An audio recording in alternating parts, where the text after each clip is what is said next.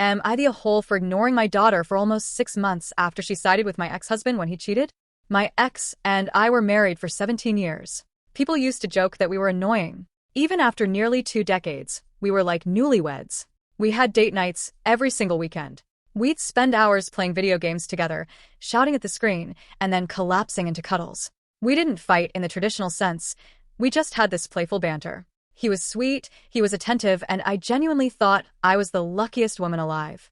Then came the day 6 months ago. He was out with our daughter, who was 16 at the time. Apparently, they ran into a woman from his past, the one that got away. He came home that evening acting strange. He was melancholy, sighing deeply, staring out the window with this far-off look. Our daughter, who has always been a bit of a hopeless romantic, she devours those YA novels and tragic romance movies, noticed immediately. She started prodding him, asking what was wrong. And he told her. He told our teenage daughter about this tragic love story from his youth.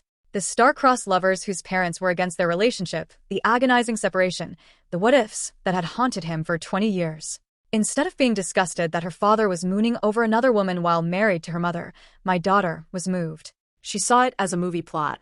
She actually started pushing him. She told him that true love like that doesn't happen twice. She encouraged him to reach out to this woman, to find closure, which very quickly turned into him pursuing her and eventually cheating on me. The day I found out was a blur of static and nausea. I remember the air feeling too thick to breathe. I was crying so hard that my vision was tunneling. I could barely make out the shapes of them standing in the living room. They were both talking at once, trying to explain. I remember my daughter's voice clearly, though. She wasn't crying. She looked at me with this sort of pitying, enlightened expression and said, "Mom, Dad made us happy for years. It's time for him to be happy, too." At the time, I was too broken to even process the sheer absurdity of that statement. It didn't register that my own child was telling me that my husband's happiness with another woman was worth the destruction of our family and my heart. She talked about it like he was finally achieving a lifelong dream, and I was just a minor obstacle in the way of his destiny. When we officially separated, not divorced yet, a few days later, things took a surreal turn. My daughter declared she was staying with me. She actually walked over to my ex, patted him on the shoulder, and said, "I'll take care of her, Dad. Don't worry." I just rolled my eyes. I didn't have the energy to scream. I had already stopped speaking to both of them. I was in a state of total emotional shutdown. The first morning he was gone, she tried to play the role of the doting caretaker. She walked into my room with a tray, eggs, toast, coffee. "Surprise. Breakfast in bed, Mom," she said, smiling like she hadn't just helped dismantle my life. I didn't say a word. I just sat up and shoved the tray off the bed.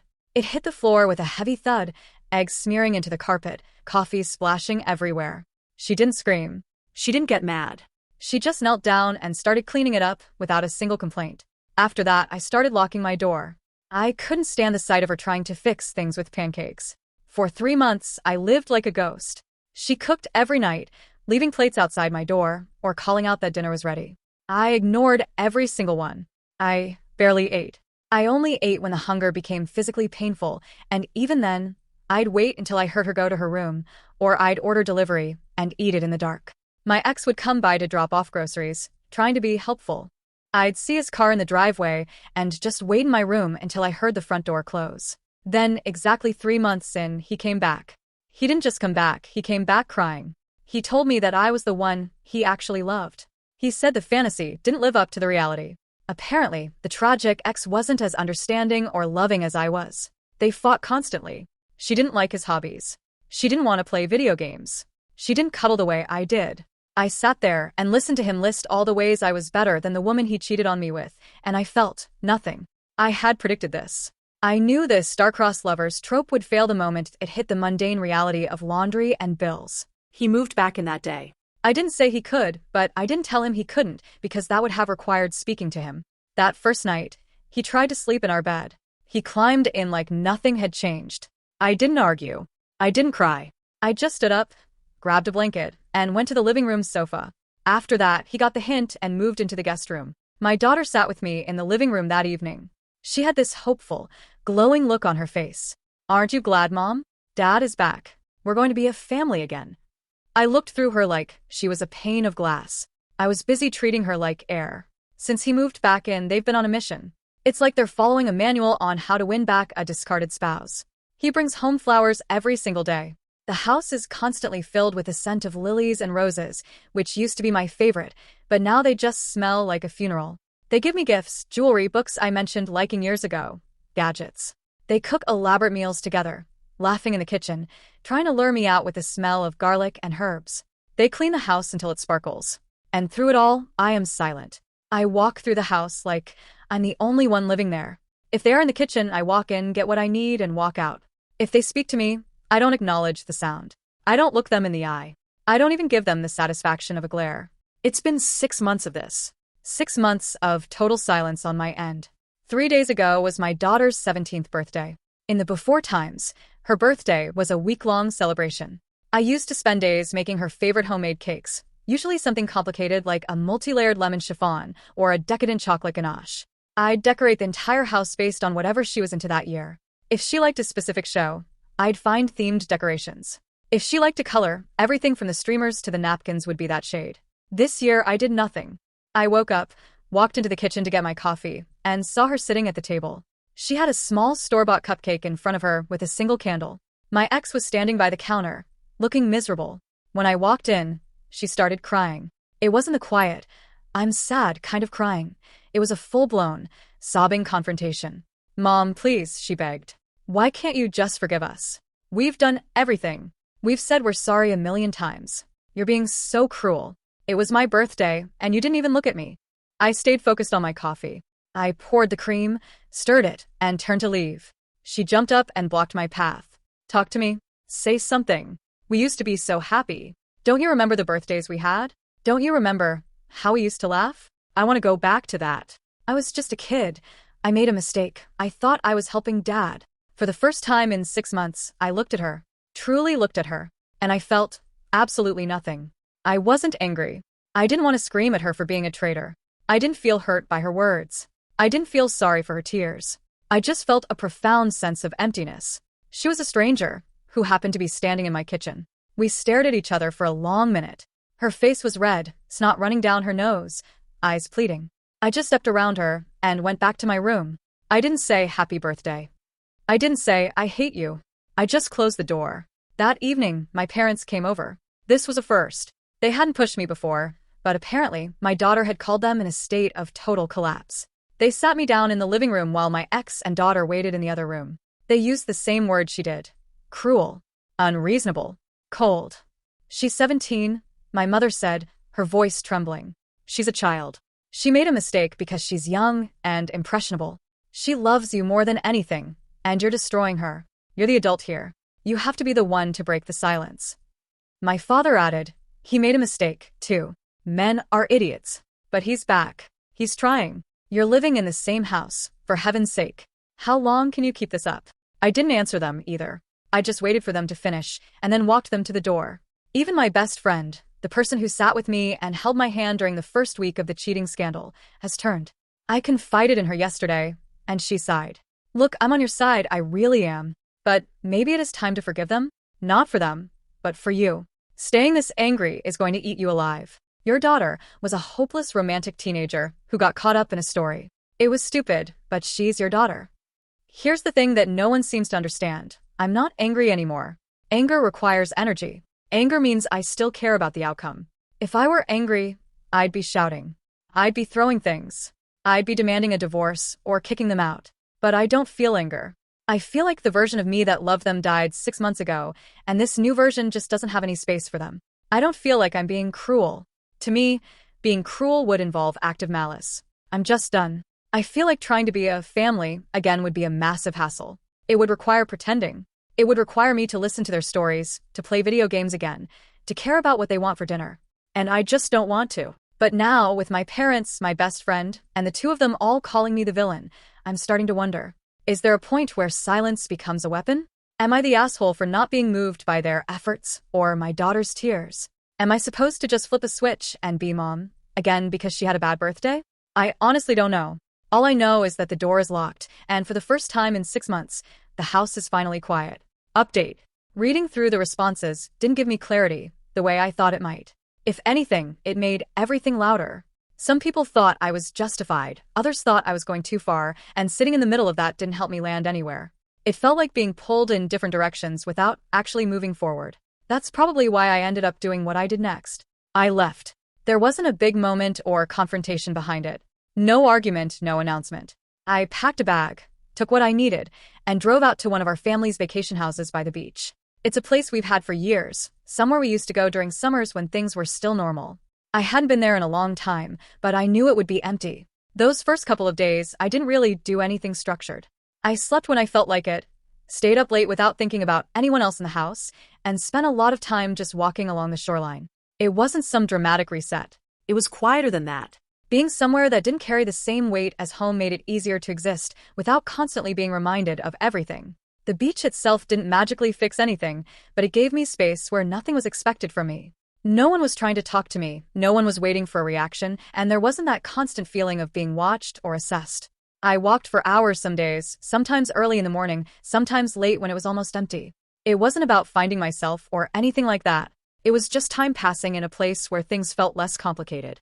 At some point during that time, I started thinking about whether I was going to go back at all. Not just to the house, but to the situation waiting there. I didn't have a clear answer. There were moments where going back felt inevitable, and others where the idea of returning made me feel physically tired.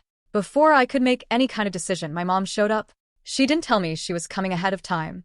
She just arrived one afternoon, like she already knew where I'd be. She didn't ask a lot of questions right away either. The first thing she told me was that she had asked my husband to leave the house. Not permanently, but enough to create distance. She also said she'd arranged for my daughter to go on a trip with her friends.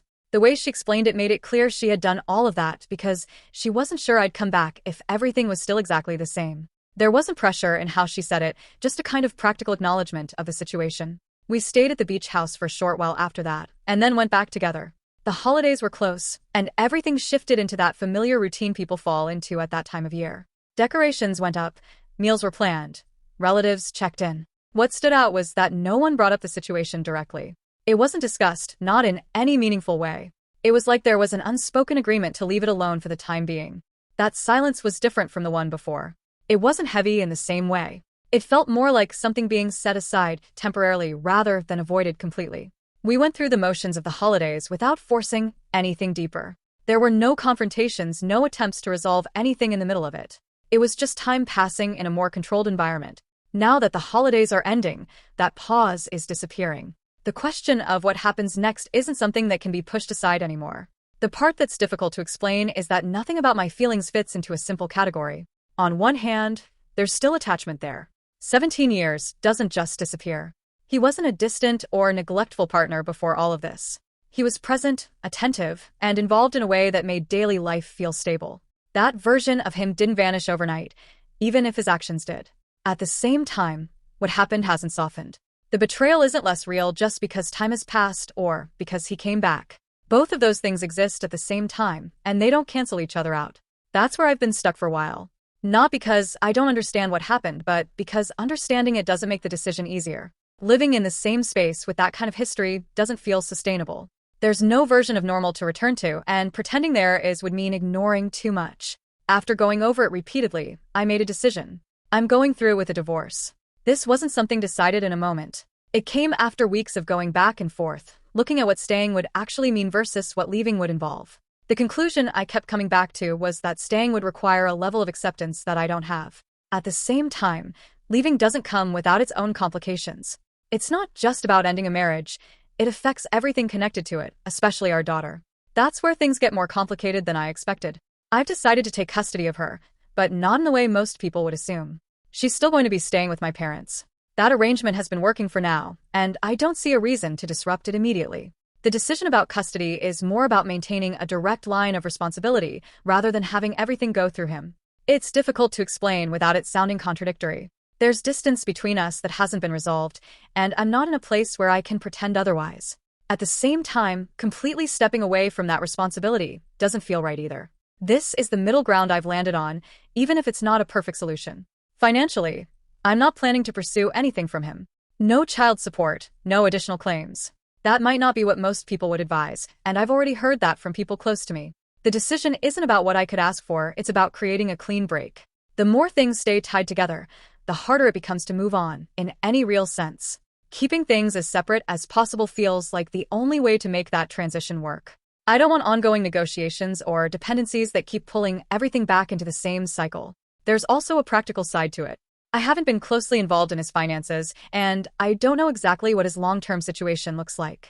Making decisions based on assumptions there doesn't seem like a good idea.